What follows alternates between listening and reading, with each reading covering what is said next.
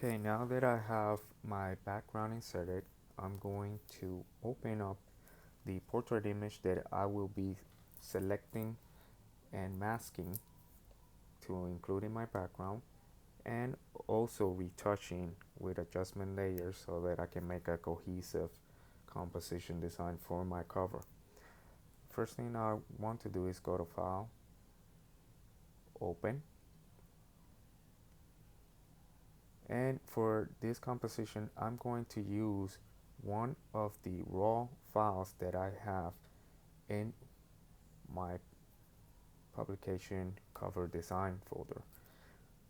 I will be using this TIFF, which was saved as a camera raw, and as you can see it's a very large document. It's about 31 megabytes, and if you can see, the pixel size is pretty big as well. And once we click OK, this will open up in the camera raw palette.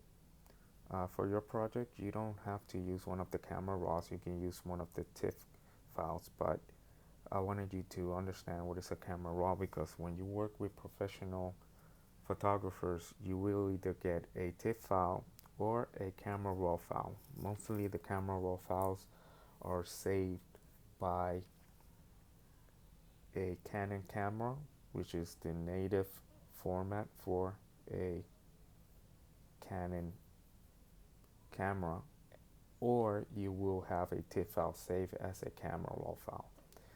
When you open a camera raw file, you will be directed to the window for camera raw editing, and you will have here all of the editing capabilities to adjust your image as you would like. The temperature, you can make it warmer or cooler. You can add a tint to it, make it more natural if you will. Increase the exposure if it's too bright, bring the exposure down. Now these are edits that I rather do in Photoshop with the adjustment layers when I'm doing a composition. If this was a picture that I was just going to use it as is, then I'll probably would like to have it edited if I'm sending it to someone for them to use it. But since I will be using it for a design, I will just open the image and work on it straight on Photoshop. Now that I have my image open, I will go ahead and just drag it into my publication cover design. There we go. And I'm going to resize it just a little bit. So I will go ahead and go to edit, free transform, and I'm going to resize it so it can fit in my document as best as possible. Something like that.